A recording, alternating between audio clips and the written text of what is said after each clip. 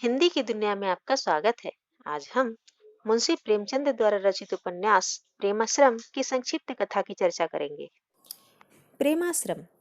लखनपुर के जमींदारों का मकान काशी के औरंगाबाद के निकट था। परिवार का प्रमुख लाला प्रभाशंकर हैं, क्योंकि उनके बड़े भाई जटाशंकर की मृत्यु हो चुकी थी। इस उपन्यास में लाला प्रभाशंकर उन जमींदार वर्ग का प्रतिनिधित्व कर रहे हैं जो पहले से चले आ रहे नियमों और कानूनों की सीमा में रहकर किसानों के साथ व्यवहार करते हैं। वे आसामियों पर सख्ती करने के विरुद्ध हैं। वे सरल प्रकृति के मनुष्य हैं। किसानों के साथ उनका व्यवहार कठोर और अनियंत्रित नहीं है। प्रभाशंकर अंग्रेजी राज्य के समर्थन से किसानों पर अत्याचार एवं शोषण का रास्ता नहीं अपनाते। किसानों के साथ उनका नाता सहानुभूति का है। लाला प्रभाशंकर के 3 लड़के और 2 लड़कियां थीं। बड़ा लड़का दयाशंकर सब इंस्पेक्टर था और पद्मशंकर और जेतशंकर अभी पढ़ रहे थे। लड़कियां अभी अविवाहिता थीं। जटाशंकर के 2 पुत्र थे, प्रेमशंकर और ज्ञानशंकर। मतलब प्रेमशंकर और ज्ञानशंकर लाला प्रभाशंकर के भतीजे थे। प्रेमशंकर बीए करने के बाद आगे पढ़ने के इरादे से घर वालों से बिना कहे अमेरिका चले गए थे। ज्ञानशंकर कुटिल प्रकृति का अत्यंत महत्वाकांक्षी युवक था। वह चाचा जी की फिजूल खर्ची से चिढ़ता था और घर और संपत्ति में उसने अपना हिस्सा अलग कर लिया था। प्रेमशंकर के ना होने से उसके हिस्से का भी वह स्वामी बन जाना चाहता था, क्योंकि उसकी भाभी श्रद्धा उसी के पास रहती थी। ज्ञानशंकर एक शोषक जमींदार था। ऐश्वर्य और संपत्ति का लोभ उसकी रग रग में समाया था। लखनपुर के किसानों पर जमींदार की बेगारी का बोझ था। अपने कर्मचारियों द्वारा जमींदार इन पर नाना प्रकार के अत्याचार करता था। यदि जमींदार को घी चाहिए तो इनसे छीना जाता था, और वह भी जमींदार द्वारा नियत की गई दर पर। किसान विवश हो उसी नियत दर पर घी दे देते थे और स्वयं रूखा सूखा खाकर रह जाते। जमींदार अपनी कुल मर्यादा का पालन कर रहा था और ये बेचारे इन बेगारी के बोझ तले दबकर प्राण दे रहे थे। ज्ञानशंकर को अंग्रेजी राज का संरक्षण प्राप्त था। उसी की सय में वे इजाफा और लगान बेदखली करते। किसानों के शोषण में भी कोई कमी नहीं आने देते। यदि मनोहर और बलराज जैसे किसान सिर उठाते थे और अन्याय के विरुद्ध आवाज ऊंची करते थे, तो उन्हें कुचलने के लिए ज्ञानशंकर एड़ी से चोटी तक का बल लगा देता था।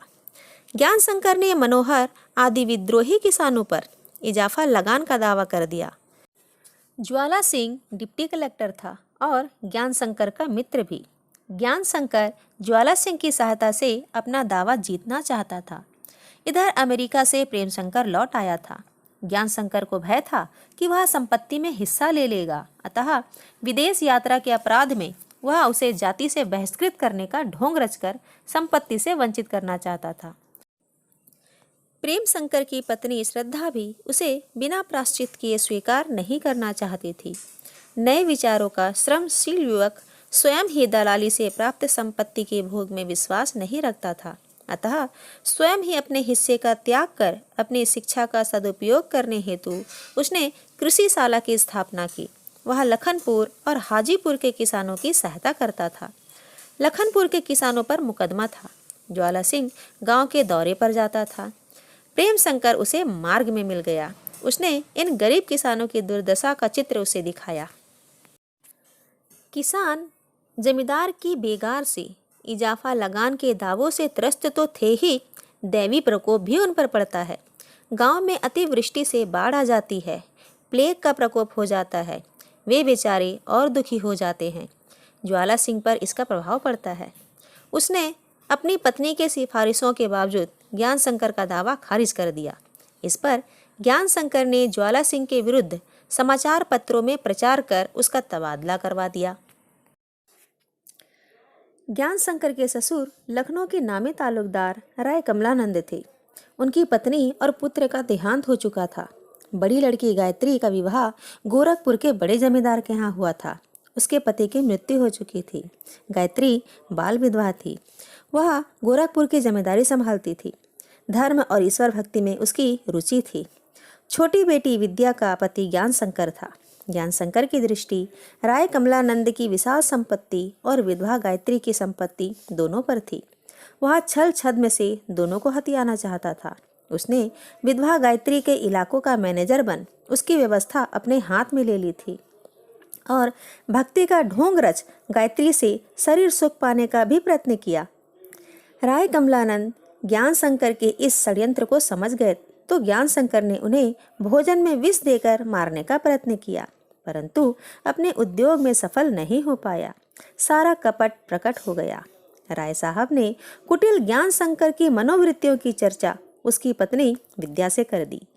भोली भाली विद्या ने अपने सामने जब गायत्री और ज्ञान शंकर की प्रेम लीला देखी और अपने पुत्र को गायत्री को गोद लेने की योजना का जब उसे ज्ञान हुआ तो उसने विष खाकर आत्महत्या कर ली। गायत्री पर इसका प्रभाव पड़ा। वह ज्ञान शंकर और अपनी संपूर्ण संपत्ति से विरक्त हो प्रायश्चित हेतु तीर्थ स्थानों में भ्रमण करने निकल गई। इधर राय कमलानंद और गायत्री के साक्षात्कार में गायत्री शिखर से गिर पड़ी और मर गई। गोद लिया हुआ पुत्र माया शंकर भी ज्ञान शंकर से घृणा कर अपने ताऊ प्रेम शंकर के पास शिक्षा हेतु चला गया। ज्ञान शंकर के सह के कारण ही स्वार्थ प्रिय गौस खां को अपनी अभिलाषाएं पूर्ण करने का अवसर प्रदान कर दिया था।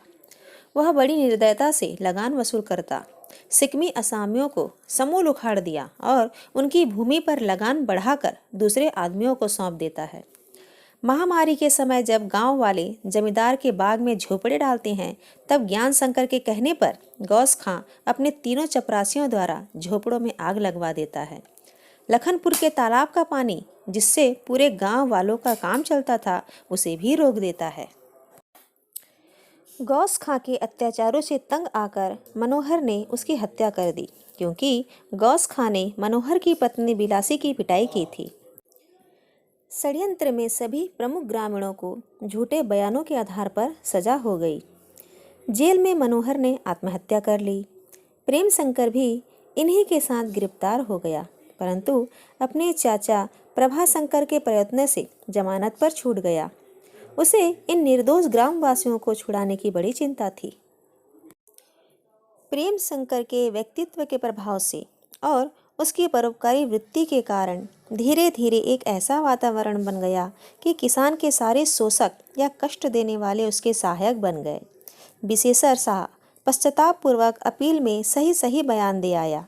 डॉक्टर प्रियनाथ चोपड़ा ने भी अपने बयानों में परिवर्तन कर दिया। तहसीलदार, कारिंदा और अन्य विपक्षी गवाह भी डॉक्टर इरफान अली के जिरह जाल में फंसकर सही सही बयान करने को मजबूर हो गए और परिणाम स्वरूप सबको बरी कर दिया गया। यह प्रेम शंकर की अद्वितीय सफलता थी। अंत में प्रेम शंकर की पत्नी श्रद्धा ने भी जन जन का परोपकार करने वाले प्रेम शंकर को अपना लिया। माया शंकर प्रेम शंकर के पद चिन्हों पर चलकर श्रम में विश्वास करने वाला जमींदार बन गया। शोषण से उसे चिढ़ हो गई। प्रेम शंकर ने प्रेमाश्रम की स्थापना की। जाति सेवा में रुचि रखने वाला ज्वाला सिंह भी नौकरी से त्याग पत्र देकर प्रेम शंकर का सहायक बन गया।